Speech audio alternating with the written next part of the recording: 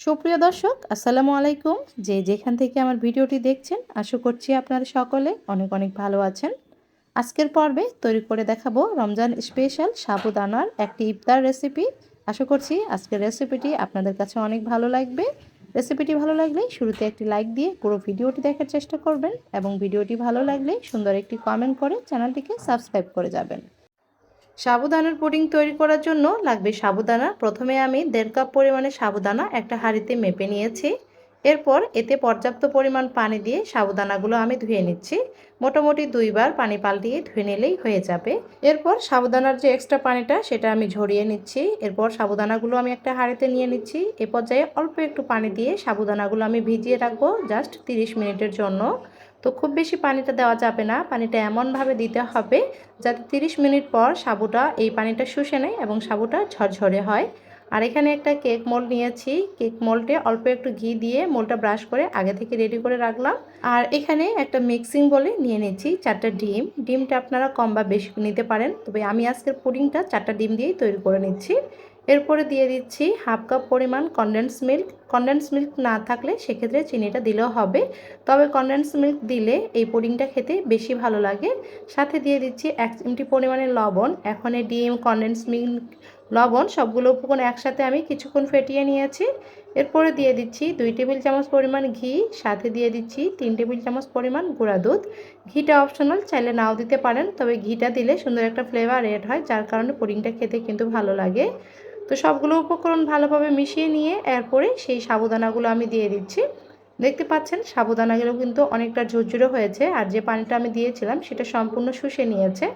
তো এরকম আন্দাজ করে পানিটা দিয়ে দিবেন, মোটামুটি 2-3 টেবিল চামচ এরকম দিলেই হয়ে যাবে, খুব বেশি কিন্তু দেওয়া যাবে না, তখন সাবুটা কিন্তু ভিজে গলে যাবে। তো যাই হোক, সাবুটা দিয়ে এখন সবগুলো উপকরণ আবারও ভালোভাবে মিক্স করে নিচ্ছি। এ পর্যায়ে দিয়ে দিচ্ছি 1/2 কাপ পরিমাণ ফ্রেশ কোরানো নারকেল। নারকেলটা দিলে এই পুডিংটা খেতে কিন্তু আরও বেশি ভালো লাগে।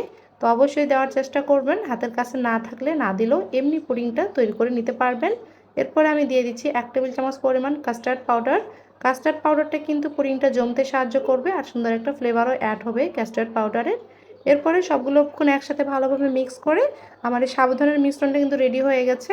এরপর এটা আমি স্টিমে দিয়ে দিচ্ছি, আর এর মুখটা আমি ফয়েল পেপার দিয়ে আটকে দিয়েছি, দেখতে পাচ্ছেন। এখন উপর থেকে আমি ঢাকনাটা দিয়ে দিব।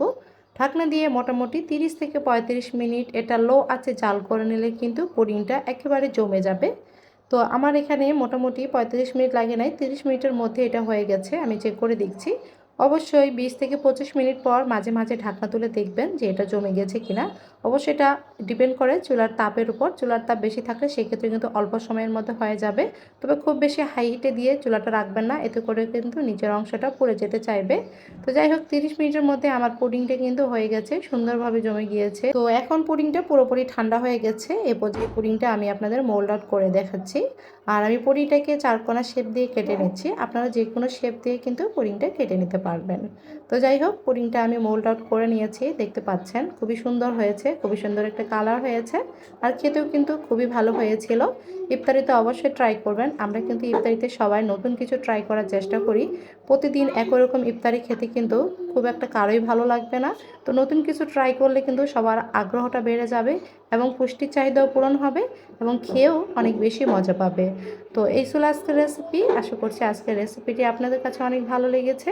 যারা এতক্ষণ আমার সাথে ছিলেন সবাইকে ধন্যবাদ জানিয়ে আজকের মতো এখানে বিদায় নিচ্ছি। সবাই ভালো থাকবেন, সুস্থ থাকবেন। আবারও চলে আসবো নতুন কোনো রেসিপি নিয়ে। আল্লাহ হাফিজ।